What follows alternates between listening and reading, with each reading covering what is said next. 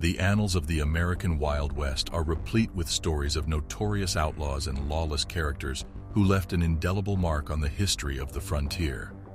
Among them, Curly Bill Brocius stands out as a figure shrouded in infamy and surrounded by a mystique that lingers to this day. Known for his involvement in criminal activities and his propensity for violence, Curly Bill Brocius played a significant role in shaping the tumultuous landscape of the Wild West. This video delves into the life of Curly Bill Brocius, exploring the narrative of a man whose actions echoed the lawlessness and chaos of the era. Only a little more than 3 years were spent by William Curly Bill Brocius in Arizona's Old West. Still, during that brief period, he established a reputation as an outlaw, cattle rustler, gang leader, drinker, and murderer. Early in the 1880s, Curly Bill went on a murdering rampage in Tombstone, Arizona, starting with the town marshal and concluding with Wyatt Earp's brother, Morgan Earp. Wyatt Earp started out on Curly Bill's trail after becoming enraged, grieving, and motivated by retribution. On March 24, 1882, when Earp got back to Tombstone, he declared that he had shot and killed Curly Bill Brocius. The issue was that Wyatt Earp had a knack for telling tales. To portray himself as the hero, he frequently made up stories that were exaggerated or blatant frauds. Many folks in Tombstone disagreed with Earp's assertion. Old West historians disagree about Curly Bill Brocius's fate even today. William Brocius arrived in Arizona in the latter half of 1878. According to historians, he may have come from Texas or Missouri. He had been hired to transport a herd of cattle to the San Carlos Reservation in Arizona. He spent a brief time working as a ranch hand at San Carlos Reservation after delivering the animals there. His tenure in this position was brief. He soon arrived in Tombstone, Arizona, a notoriously violent and lawless mining town. It was the perfect setting for Curly Bill Brocius, who was notorious for his short fuse, ferocious rage, and heavy drinking. His brown curly hair is mentioned in all accounts of him. He was also characterized as having a freckled face, tall, and well-built. At the Birdcage Theater Museum in Tombstone, there is a picture of a man with curly hair that has been claimed to be Brocius, but has not been verified. 2 further photos of Curly Bill have been sent by his descendants' relatives, but these have also not been verified. Most accounts of Curly Bill from that era that were written focused more on his personality features and briefly highlighted Brocius's curls. He had a dark sense of humor and was a heavy drinker. He once shot at the feet of a preacher, making him dance during a sermon on a Sunday morning. On another occasion, at a dance for the entire neighborhood, Curly Bill pointed his rifle toward a group of Mexicans. He made them dance in public while they were completely exposed. At the time, local newspapers covered both of these instances. On the evening of October 28, 1880, a very inebriated Curly Bill and many of his equally drunk friends were firing their pistols into the air in an alley. To end the chaos, Fred White, Tombstone's first town marshal, arrived on the scene. In a nearby bar, Deputy Sheriff Wyatt Earp heard the disturbance. Later, according to Earp, Marshal White told Curly Bill, "Give me your pistol."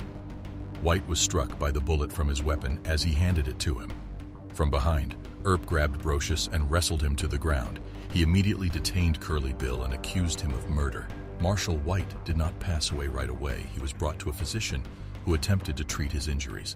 White appeared to be getting better, and he even managed to provide a statement that absolved Brocius of the allegations. His situation subsequently got worse. That evening, Fred White passed away. Earp campaigned for Brocius to be taken to Tucson to stand a murder trial there because the people of Tombstone liked and respected him. Fred White's testimony was read to the judge during Curly Bill's trial.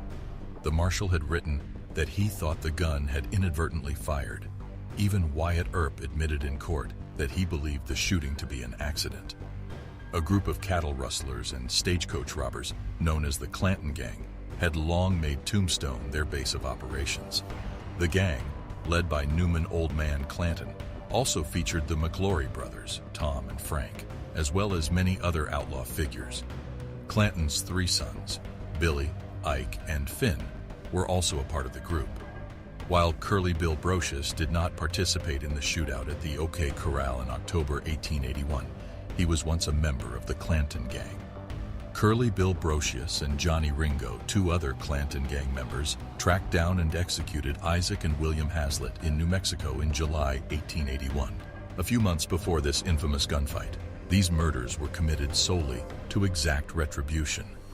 A few weeks before, the Hazlitt brothers had murdered two other Clanton members during an unsuccessful robbery of a general store. Before the shootout at the OK Corral, Curly Bill and the Clanton gang were on a deadly rampage. In the San Luis Pass, Curly Bill had led a band of outlaws in a deadly ambush just a few weeks earlier. 6 Mexicans were slain in the initial attack carried out by Brocius and his men on the group of people.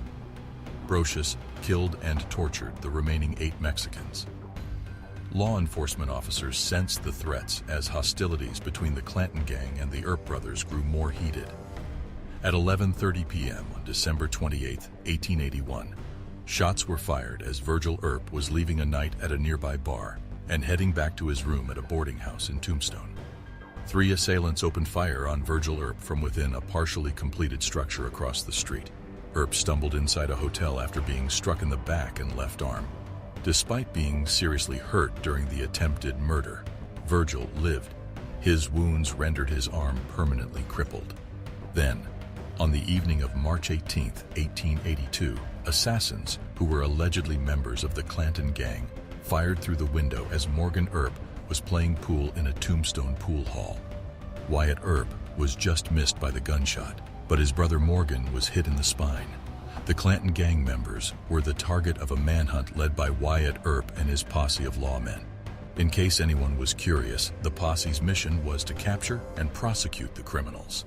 On the other hand, Earp had seen the criminals released by dishonest judges, and he vowed to exact vigilante justice on the gang.